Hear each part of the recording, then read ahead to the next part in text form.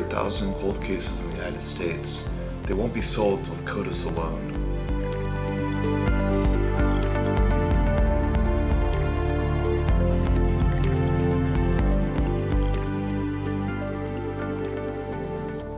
The case of Candy Rogers began on March 6, 1959. That was a Friday in the west central neighborhood of Spokane. She had a fairly normal day. She went to school nearby. It's a short walk away. The big thing in her life on that day was the beginning or the launch of campfire mint sales. Candy stopped on her way home from school at the camp leader's home, which was kind of midway between the school and her home, and picked up 7 boxes of mints, and those were issued to her in a cardboard carrier. She visited with her grandmother and her mother's partner. Both recounted seeing there and interacting with her. There was no trouble there. They even, at one point, her mother's partner offered to buy mints from her, but Candy was very much following the rules, a 4th grader. It's very cute that she did that and said, no, I can't sell mints until 4 o'clock. Those are the rules. And then proceeded to set out at 4 o'clock on her way. That was the last time she was seen by family. Shortly after she went missing that night, they did begin finding campfire mint boxes that were still full, not empty garbage boxes that were found leading down a hill toward the river, and that we call that Pettit Drive. There was a lot of tragedy, the primary tragedy of this little girl that was assaulted and murdered, but then the compounding tragedy for her family, for the community.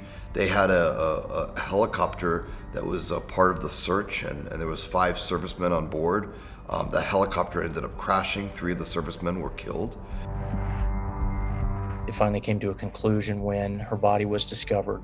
2 airmen had been out the day before hunting in an area 7 miles northwest of Candy's home, and they found a pair of shoes. They didn't think too much of them at the time, but the discussion about those shoes continued after they got back to Fairchild Air Force Base, and eventually the decision was made they needed to call the police.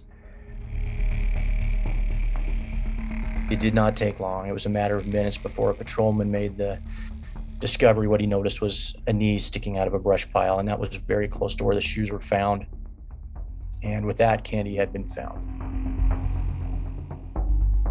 Canvas was a big part of what they did. So they spoke to everyone in that neighborhood in an area that expanded as things became more and more frustrating. As far as science goes, they relied on things like fingerprints and polygraph examinations and trace fiber evidence. All of those things are still a part of an investigation today, but that was their cutting edge technology. And they employed those techniques and those technologies in this investigation everywhere they could. There was a period there, probably in the mid-70s, where there really was just nothing left to do. I think the guys that worked on it were still here and thinking about it, but physically and actively, there was nothing to do. Probably in about 2019, we started recognizing that the technology's here. It's time, and it's now on us to figure this out. We more or less started asking the question of our scientists in the state crime lab, hey, when it comes up, we know that it's out there, the answer's there, but we're police. We don't know the science, and we don't know the terminology or even the right questions to ask. And that's where Brittany Wright, the scientist with the state crime lab here in Washington, became the answer. She's the one that really found the way forward. She's involved in many cold cases, not just with Spokane PD, but all the different agencies across the state. And she had been involved in conversations for similar cases where we are all recognizing the future's here. It's time to solve these cases, but we've got to figure out, how do we do it? How do we trust which labs are actually genuine and honest and capable versus those that are just marketing hype? And over a series of conversations, Brittany Wright recommended a conversation with Othram. This was a case that was very interesting for me in that I started talking to the investigators that were involved in this case very early on, just by phone, as we were all working remotely during this time.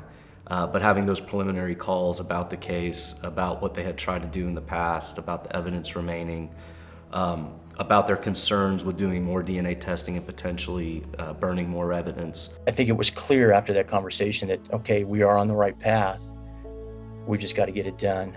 We had some minor conversations with our admin about funding, how we're going to pay for this. And once we got the number out of the way, I think people had the assumption that this is going to cost hundreds of thousands of dollars and we're going to have to find a budget or a grant to pay for it. And finally, when it was clear that no, this is very affordable. This is a $5,000 thing. We could crowdsource this if we need to. It was instant answers of yes, do it, and away we went. Obviously, looking at DNA from a sex assault 60 years later is not something that is done commonly. The DNA degrades and degrades to a degree where it would be very hard to unlock evidence from that. During the course of the analysis, I was actually in Washington State at the Washington Homicide Investigators Association conference, where the lead detective on this case that has had it for a number of years was there, came by and said hi. That was the first time we were able to meet each other in person and talk even more about the case. And I think it was one where while we were there, I actually called the lab just to see if I could get them a real-time update.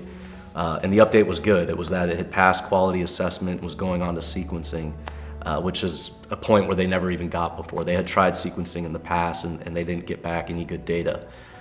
With our quality assessment step, we know if we pass that we're gonna generate good data, a good profile. So he was very excited about that. Finally, we were able to create a profile from one of the oldest sex assaults out there, and a profile that led to an identity. The town cared so much to prove that this was the person that they actually exhumed his body and took DNA from the exhumed body to prove that yes, he was 100% the perpetrator in this case. Tonight, the state's oldest cold case is closed. We learned today this man, John Rayhoff, is the murderer. Solving the case took cutting-edge DNA technology, help from the killer's own family, and a trip to the graveyard to dig up a decades-old body. Yeah, we learned a lot. There are so few joys in law enforcement, period, but especially in cold case work, that when you get this rare moment that a case is solved, I discovered it was a genuine honor and joy to tell people from this case file about it. And I got a little carried away with it, but I found airmen who were involved in the helicopter crash where people lost their lives, and detectives and the detective's surviving family. Everyone I called to tell, hey, this is solved. Do you remember this case? I didn't have to remind them of the case. They knew about this case. It needs no introduction with people that were involved in it at the time. I think there's an optimism here that, even the oldest cases can be worked. And so, we have this idea at Othram, we don't want to leave any case behind. And I don't think we have to. I think most of these cases, even when they're, over half a century old, can still be worked to a successful outcome. We have a tremendous responsibility now to do a couple things. And one is obviously identify cases that can be solved, but we also need to recognize some things that we wish had been done just a few years ago. And that is, we have an obligation for the future detectives that are going to come soon and look at what we've done. Part of what we need to do is preserve evidence, and that means a different thing than it used to. It doesn't mean just keeping it safeguarded for chain of custody and for core purposes. But in many cases, even if we can't solve it right now, we have biologic evidence that can be digitized, and that essentially will preserve it forever and hopefully make it possible to solve cases after I'm long gone that I just can't imagine how they will do it, but make it possible.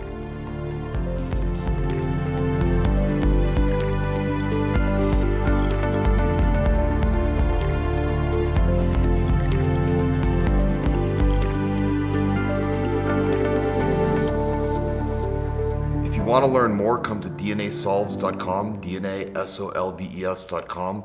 There's cases that need funding support. You can donate your DNA to help solve the next crime, or you can share some of the stories that we've announced with law enforcement.